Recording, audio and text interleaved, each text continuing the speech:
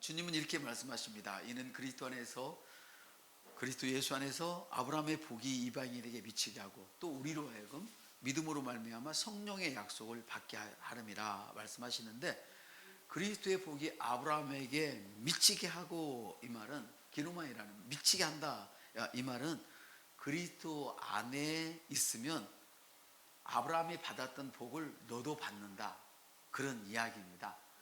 그리스도 안에 있으면 없던 복이 만들어진다는 뜻입니다. 그리스도 안에 있으면 저주를 향하여 달려가던 그 저주의 문이 바뀌어져 가지고 복을 향하여 달려가게 한다. 그 복이 저주를 향해서 달려가는 것이 아니라 복을 향하여 달려가게 한다. 복이 있는 쪽으로 방향을 바꾼다. 그런 의미가 이방인에게 미치게 하고, 이런 이야기입니다. 여러분이 하는 모든 일이 복을 향해 달려가시기를 축복합니다. 우리 옆 사람 축복합시다. 당신의 하는 모든 일들이 복을 향하여 달려가기를 축복합니다. 아멘. 그러면 복을 향하여 달려간다, 이 말은 태도를 의미하는 거잖아요. 달려가는 것은 태도를 의미하는데, 하나님께서는 아브라함을 택하시고 갈대아 우르에서 인도하여 내셔서 느헤미야 보니까 그를 다른 이름을 주셨다, 이렇게 말씀하세요. 창세기도 똑같은 말씀이 있어요. 하나님께서 아브라함을 택하시고 갈대아 우르에서, 그 저주받은 땅에서 인도하여 내셔서 아브라함이라는 이름을 주셨어요. 근데 아브라함은 하나님의 말씀을 듣고 자신의 씨가 죽어 있음에도 불구하고 마치 씨가 살아있는 것처럼 말하고 행동을 했어요. 죽은 사람은 믿음을 행사할 수가 없어요. 그런데 하나님의 말씀은 씨이기 때문에 그 말씀을 받기만 하면 죽은 사람도 고백을 할 수가 있어요. 이제 살아있기 때문에. 죽은 사람은 믿음을 행사할 수가 없어요. 하나님께서는 우리가 믿음을 행사할 수 있도록 죄에서 자유를 얻게 하고 생명을 주셨잖아요. 그래서 아브라함이 믿음의 태도를 보였듯이 우리도 아브라함의 자손이라면, 그리스도 안에 있다면 믿음의 태도를 보여야 돼요. 하나님께서는 아브라함이라 하지 말고 아브라함이라 했을 때 아브라함은 그렇습니다, 나는 아브라함입니다, 이렇게 했단 말이에요. 모든 종들에게도 나는 아브라함이 아니고 아브라함이야, 아멘, 이런 적극적인 태도를 보였었죠. 어떤 사람은 믿음의 태도를 보이다가도 넘어지는 사람이 있어요. 그렇지만 너무 염려하지 마십시오. 오늘 말씀을 들으면 여러분 반드시 다시 일어나시게 될 것입니다. 우리 없었는데 오늘 일어나시게 될 것입니다. 네. 여러분, 구원받는 사람은 완전 무결합니다. 앞으로도 죄 지을 일이 없습니다. 지을 수도 없습니다. 그렇다고 해서 우리의 혼과 몸이 영적인 상태처럼 완전한 것은 아닙니다. 우리가 구원받을 때 영은 완전해지지만 아직도 몸이 시원찮아서 넘어질 수 있는 것입니다. 그래서 혼과 몸이 이제 하나님의 말씀으로 우리가 혼을 새롭게 할 때에 몸이 변화를 받죠. 혼이 변화를 받고 몸이 변화를 받아서, 예전에는 예수를 믿고도 넘어진 횟수가 많았는데 이제는 넘어진 횟수가, 내가 변화를 받는 만큼 그 횟수가 점점 줄어지게 돼 있어요. 어떤 사람은 예수 믿고도 일주일에 6번씩 7번씩 넘어진 사람들이 있어요, 우리 가운데. 그렇지만 말씀을 계속 들으면서 이제 한 달에 한 번 넘어지고 1년에 한 번 넘어지고 몇 년에 한 번 넘어지고 나중에는 주님 오실 때쯤 되면 전혀 넘어지지 않아요. 할렐루야.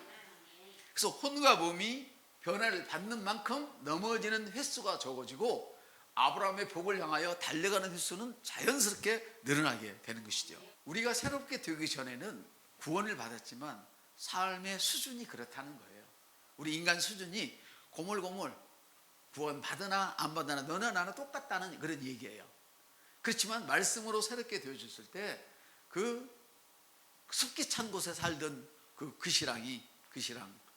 애벌레가 그 캄캄한 흙더미 속에서 냄새나는 흙을 뒤집고 살던 그 애벌레가 바짝 깨어나면 먹는 음식이 달라져요. 사는 곳이 달라져요. 행동 반경이 달라져요. 내가 변하는 만큼 축복을 누릴 수 있는, 축복을 거머잡을 수 있는 반경이 달라진다는 거예요. 대부분의 사람들이 구원받았다라도 그래도 예전의 말이나 생각, 행동을 하지요.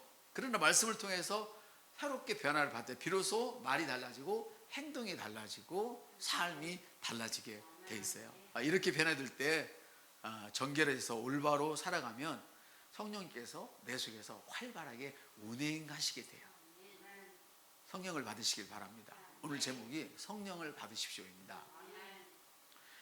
예수님께서 당신이 자기 눈에 있는 들보는 보지 못하고 다른 사람들의 작은 눈에 있는 작은 흠집을 보고 이렇게 짜증을 내는 사람들, 판단하는 사람들 향해서 이렇게 말씀을 하셨습니다. 제가 읽어드리겠습니다. 마태복음 7장 3절로부터 5절입니다.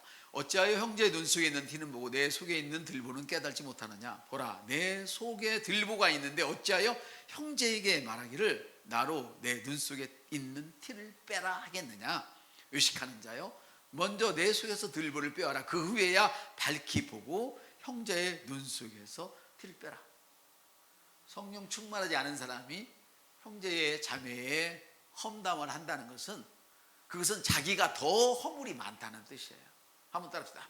성령 받지 않은 사람이, 성령 충만하지 않은 사람이 누군가의 약점을 이야기하고 누군가의 잘못을 이야기하면 그 사람은 여지없이 그 사람보다 더 밑에 있는 수준에 있다. 밑에 수준에 있다. 이걸 꼭 기억하시길 바랍니다. 그러면 우리가 어떻게 이렇게 우리를 방해하는 성령 받지 못하게 하고 충만하지 못하게 하고 다른 사람들의 허물을 보고 나 자신을 잃어버리게 하는 그런 사탄을 묶을 수 있는가? 이것은 바로 사탄을 묶을 수 있는 유일한 방법은 성령을 받는 길밖에 없습니다. 성령을 충만하게 받는 길밖에는 다른 길이 없습니다. 성령 충만이란 성령으로 나를 채우는 것을 말합니다. 공을 물속에 넣는데도 동동 뜨면 영적으로는 의미가 없어요. 그거는 내가 들어갔으면 물을 한 번 먹어서 이게 물인지 난지 구분이 안 돼야 돼요. 이해되시죠? 물인지 난지 몰라. 왜? 가득 차 있으니까. 그래서 유리병을 딱 넣으면 뽀글뽀글뽀글 들어서 싹 들어가서, 그죠? 물인지 난지를 몰라야 돼. 그래서 성령 충만함이란 성령으로 체험을 받는 것을 말하는데요, 성령으로 우리가 충만하지 않으면 마치 사탄이 자기가 내 주인인 것처럼 감정대로 나를 휘둘리게 해요. 짜증나게 하고 기분 더럽게 나쁘게 하고 또 환경대로 나를 휘둘러. 없으면 어쩌지 막 이러고 이런 사람의 특히 또 조금만 잘 되면 막 좋아서 막 까무러치죠. 이게 바로 휘둘리는 거예요, 사탄에게. 그래서 저는 이번 주에 그런 기도를 했어요. 제가 묵상하면서 계속 뭔 기도를 했냐면, 하나님, 제가 먹는 음식이 사탄이 웃는 음식이 아니라 내가 먹는 음식이 성령님이 속에서 웃으시는 음식을 내가 먹겠습니다. 그러면 소고기만 먹어야 되느냐? 군뱅이는 먹으면 안 되냐? 그게 아니에요. 감사함으로 받으면 뭐든지 다 먹어도 돼. 만일에 내가 술을 감사함으로 먹을 수만 있다면 막 취하게 막 마셔봐요. 근데 문제는 그럴 수가 없다는 거야. 내 속에서 성령님이 아셔. 그거를 내가 내 몸에 좋은 음식을 적당히 먹으면 성령님이 웃으시지만, 내가 막 탐식을 가지고 탐욕스럽게 먹으면 마귀가 희열을 느껴요. 여러분이 생각하는 것도 그래요. 여러분이 막 주님의 말씀과 반대되는 생각을 하면 마귀가 여러분 심령 안에서 막 희열을 느끼는 거예요. 마음속에서 희열을 느끼는 거예요. 왜? 영은 완전한데 아직도 혼과 육은 변화되어야 되니까. 근데 여러분이 주님과 같은 배를 타고 주님과 같이 가는 것은 성령이 충만한데, 충만함 가운데 말을 하고 행동을 하면 성령 하나님이 여러분 안에서 희열을 느끼세요. 따라합시다. 성령님이 내 속에서 희열을 느끼게 합시다. 기쁨이 넘어가 버리는 거예요. 너무 좋아서. 할렐루야. 영은 이미 거룩해졌지만 몸은 어땠다고요? 아직 변화되지 않았단 말이에요. 혼도. 저와 여러분은 그리스도의 몸의 지체죠. 교회가 세상의 핍박을 이기는 길은 뭐였느냐면, 왜 교회가 세상의 핍박을 이기느냐 하면 성령의 충만함 때문에, 성령을 받았기 때문에 세상이 교회를 어렵게 하면 어렵게 할수록 교회는 더 부흥이 신기해요. 세상이 교회가 참 좋다 그러면 교회는 짜그라치 시작해요. 로마 시대에도 그랬어요. 교회를 막 핍박할 때는 사람들이 엄청나게 믿음이 좋았어요. 근데 국교로 만들고 너도 나도 다 예수 믿자 할렐루야 하기 시작할 때부터는 신앙이 사그라지기 시작했어요. 여러분의 믿음도 마찬가지야. 신앙생활이 좋다 할 때는 믿음이 다 짜그라져요. 그런데 찬바람이 불고 역병이 막 휘 돌 때는 신앙이 쫙 쓰게 됐어요. 물론 다 쓰는 건 아니에요. 가라지는 전부 다 떨어져요. 알곡이 남아서 더 단단해져요. 다음에 더 큰 수확을 위해서. 할렐루야. 그래서 우리가 성령으로 체험을 받지 않고 살아간다면 세상에서 일어나는 일들을 이길 수가 없어요. 성령의 체험을 받지 않고 멈추면 누구를 막론하고 연령과 관계없이 다시 사탄의 밥이 될 수밖에 없어요. 성령으로 체험받지 않은 사람은 그게 목사가 됐건 반주자가 됐건 장로가 됐건 아니면 뭐 전도사가 됐건 뭐가 됐건 관계없어요. 사탄이 주인 노릇을 해버려요. 그래서 영적인 세계를 멈추고 하고 자기가 가지고 있는 모든 이성을 동원하게 해요. 근데 성령이 충만하면 그 영적인 세계가 이성을 제압해서 그가 가지고 있는 이성 중에 가장 좋은 것들을 더 크게 드러내버려요. 할렐루야. 이성을 무조건 무시하는 게 아니에요. 왜? 성령님은 인격이시기 때문에. 근데 우리가 성령의 지배를 받으면 그 이성이 더 발전하도록 만들어요. 여러분, 사람이 바쁘면 기도 안 하잖아요. 바쁘면 직장 때문에 뭐 때문에 예배 안 드리잖아요. 대부분 그래요. 그런데 오늘 말씀을 제가 드리는 것은 뭐냐면 바쁠수록 더 주님 앞에 무릎을 한번 꿇어보세요. 그러면 성령 하나님이 여러분의 지각을 딱 만지셔가지고 더 빠르게 습득하도록 만들어요. 그 일이 더 빨리 되도록 만들어져요. 그래서 모든 믿음의 사람들이 한결같이 하는 말들은 힘들고 어렵고 시간이 없을수록 주님과 함께 교제를 해라. 지난번에 교제는 뭐라고 그랬어요? 교제가 몸짓의 순간 끊어지는 거예요. 교제란 이어지는 거예요. 알아야 너 교제를 하고 있어야 너를 아는 거야. 근데 아무리 사랑하는 애인이라도 떨어져 있어봐. 떨어져 있고 대신에 떨어져 있으면 서로의 정보가 이어지지 않아. 정보가 이어지지 않아. 그래서 어떻게 되는 거예요? 다른 것이 개입을 한다 그 말이에요. 그 성경이 심지어 아픈 사람에게도 이렇게 얘기해요. 아프면 누가 너한테 아프다고 신경 쓰기 전에 네가 먼저 교회에 내가 아프다고 얘기해. 이해되세요? 교제가 끊어지면 안 돼. 근데 성령의 충만을 받지 못하면 내가 이랬는데도 목사가 나한테 전화 한 번도 안 해? 집사가 나한테 전화 한 번도 안 해? 우리 선생님이 나한테 전화도 한 번도 안 해? 이러고 있어요. 네가 먼저 해. 옆 사람 네가 먼저 해. 그래야 된단 말이에요. 그러니까 여러분, 그래서 우리가 성령의 충만을 받지 못하면 사탄의 밥이 될 수밖에 없는데 자기 자신의 영적인 상태를 점검하고 진단하고 그 처방에 따라서 사는 것은 경건의 유익에 굉장히 도움이 돼요. 그 육체의 훈련보다도 육체 어떤 것보다도 경건의 훈련하는 것은 너무 여러분에게 좋은 거예요. 그러니까 여러분들이 다 이런 축복을 받았으면 참 좋겠습니다.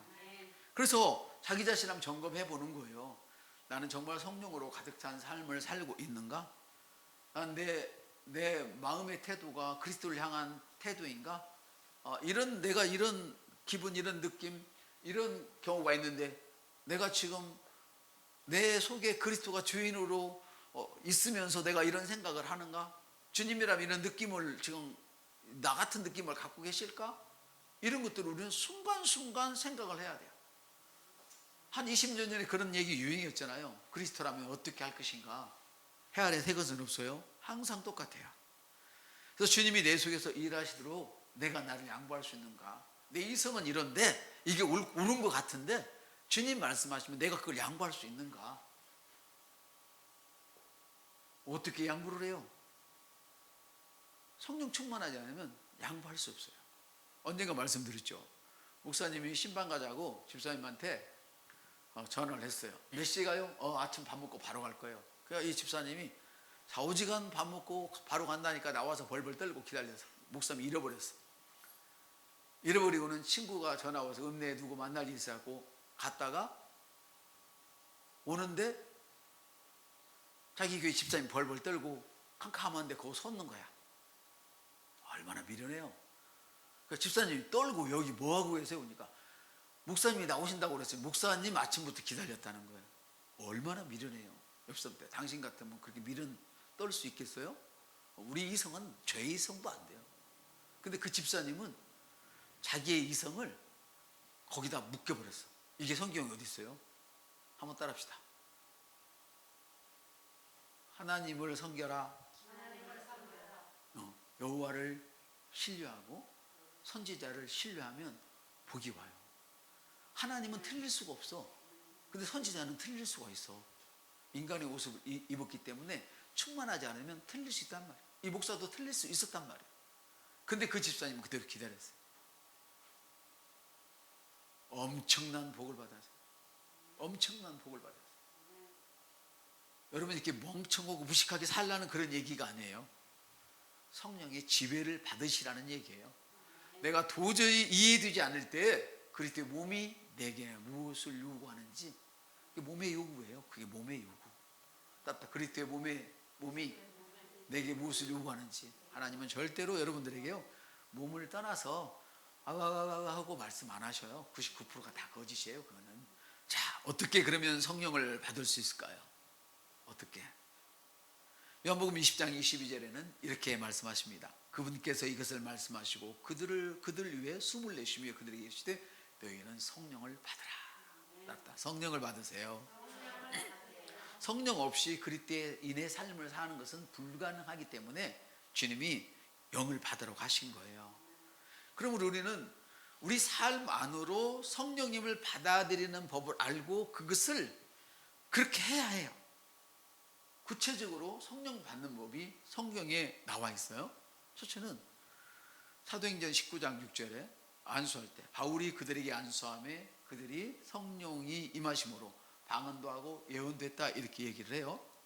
사도 바울이 에베소에서 12사람에게 안수했을 때 성령이 그들에게 임하고 방언도 하고 예언도 했어요. 또 다른 경우 또 하나는 하나 되어 기도할 때에 성령이 임해요. 우리가 함께 기도하는 건 매우 중요한 거예요. 여러분도 모르게 툭 하고 터져서 순간 여러분의 문제가 아무 힘도 없이 여러분의 의지와 관계없이 해결되시고 여러분의 의지와 관계없이 여러분의 인생이 위로 쏘아 올려지는 거예요. 함께 기도할 때. 사도행전 2장에서 하나 되어 함께 기도할 때 성령이 충만을 받았어요. 첫째로는 지금처럼 여러분이 말씀의 귀를 정말 쫑긋하고 기울이고 있을 때 주님 말씀하십시오. 제가 받겠습니다. 무슨 말씀이나 하십시오. 고넬료 집안처럼 우리 집안이 다 하나님 앞에 서 있습니다. 무식한 베드로를 판단하는 게 아니라 그 무식한 어부 베드로를 하나님으로 여겼어요. 선지자를 신뢰해라. 하나님으로 여겼어요. 여러분 고넬료 집사람들이 귀를 기울일 때 사도행전 10장 44절 45절은 베드로가 아직 말들을 할 때에 성령께서 말씀하시는 사람 모든 위에 임하셨다고 했어요. 하나님의 말씀을 하면 성령이 임하셔요. 아멘. 그래서 성령 충만함 받는 것은 비록 모든 경우는 아니지만 대개 다른 방언을 말하는 것이 수반되죠. 그러나 내가 방언을 막 한다고 해서 그 사람이 성령 충만하다. 성경에 그런 법은 없어요. 그건 아셔야 돼요. 내가 방언을 많이 하기 때문에 성령 충만하다. 아니에요. 그건 아니에요. 성령 충만하면 방언을 하죠. 대부분 해요. 근데 내가 방언을 많이 하기 때문에 충만하다. 그게 아니에요. 방언을 하는 것은 내가 충만해지기 위해서 하는 과정이에요. 내 영을 흔드는 과정이란 말이에요. 이게 과정과 결과는 다른 거예요. 과정이 충실하게 이행되면 결과가 나오는 것이지 방언을 했다고 해서 나는 다 성령 충만하다. 그건 절대 아니라는 거예요. 여러분 안수받을 때 성령 충만함을 받았는데 바울이 바울이 안수할 때 성령 충만함을 받았잖아요. 그리고 아냐니아가 바울을 안수할 때 어떤 역사가 있었어요. 성령 충만함을 받았어요. 아나니아가 바울이 지금 눈멀고 봉사되어서 더듬거릴 때 가서 안수했는데 성령 충만함 받았어요. 근데 성경에 보면 바울이 성령 충만함 받자마자 방을 막 했다. 기록이 없어요. 기록이 없어. 보면 그 후에 받은 것이 분명해. 근데 놀라운 것은 바울이 내가 누구보다도 방언을 많이 한다고 얘기를 했어요. 그건 왜 그래요? 방언이 그렇게 중요하다는 얘기예요. 성령 충만했다고 바로 방언을 한 것이 아니야. 그 후에 방언을 했어. 그러므로 방언을 많이 한다고 저 사람 성령 충만하다, 속으면 된다 안 된다? 안 된단 말이에요. 그러나 방언은 많이 해야 된다는 것이죠. 할렐루야. 그래서 성령 충만한 받은 그 증거는 딱 하나예요. 성경에 딱 성경적으로 성령 충만하는 것은 하나만 여러분들이 기억하고 있으면 돼요. 내가 이게 했더니 나았다. 물론 충만한 것이죠. 그렇다고 내가 병을 낫게 했다고 그것이 다 충만하다, 그렇지는 않아요. 왜냐하면 그거는 은사이기 때문에. 은사, 선물이지 내가 뭘 했다고. 내가 근데 그 선물을 잘 사용해야 되니까 더 경건의 삶을 살고 충만한 삶을 사는 것이지. 잘 사용해야 되기 때문에. 이해되시죠? 그럼 더 잘 사용이 되는 것이지. 더 잘. 그걸 우리가 알아야 돼요. 근데 성령 충만한 증거는 뭐냐 그랬더니 사도행전에 1장 8절에 오직 성령이 너희에게 임하시면 너희가 능력을 받아요. 권능을 받아요. 맞아요? 권능 받는단 말이에요. 능력을 받는단 말이에요. 근데 거기서 끝나지 않아요. 이어져요.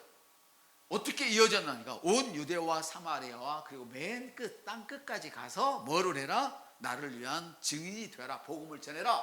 내가 누구를 붙들고 예수 믿으라고 하지 않는다면 그 사람은 성령 충만한 거 아니라는 얘기예요. 온전한 충만이 아니라는 거예요. 올바른 길을 우리가 가야 될 줄로 믿습니다. 그렇지 않으면 나는 누구도 만나도 예수 믿으라는 말을 한자로 못하고 복음을 못 전하면서 병을 많이 낚인 사람은 교회 막 주인이 되는 거야. 예언을 많이 하는 사람은 교회 주인이 되는 거야. 나 이렇게 충만해 이러고. 아니에요. 절대 아니야. 예수를 전하는 사람이 최고봉에 충만한 자야. 아멘. 그리고 사도 바울에게 그 일이 정확히 일어났잖아요. 죽음을 무릅쓰고 광주에 매달려서 내리면서도 40에 가만 매를 맞고 죽어서 버려놨는데 눈 비비 뜨고 또 전도하러 가고, 이게 충만한 모습이죠. 그럼 여러분, 성령 받는 어떤 절차를 자꾸 생각하지 마세요. 난 안수받아야 성령 받아. 말씀 들을 때 나는 성령을 받아. 나는 막 함께 기도할 성령 받아. 절차를 따지지 마세요. 무조건 따르다. 주님, 성령을 주시옵소서. 제가 받습니다. 그리고 그냥 받아버리세요. 아멘. 말씀을 들을 때도 나는 지금 성령을 받습니다. 찬양을 할 때도 나는 성령을 받습니다. 안수를 받을 때도 나는 성령을 받습니다.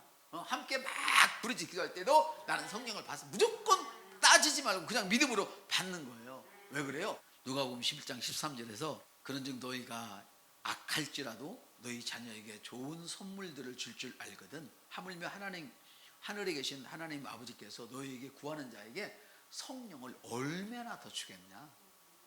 킴제임스는 성령이라고 바로 번역을 제대로 했어요. 성령을 얼마나 주겠냐는 거예요. 그러니까 우리가 해야 할 전부는 믿음으로 구하는 길밖에 다른 길이 없어요. 그래서 성령님, 제게 성령님을 주십시오.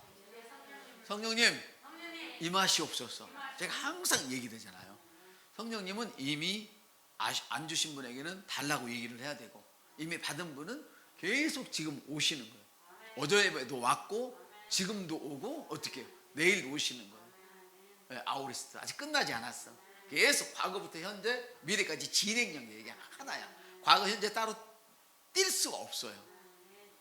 그래서 우리가 해야 할 전부는 믿음으로 구하는 것 뿐이에요. 아멘.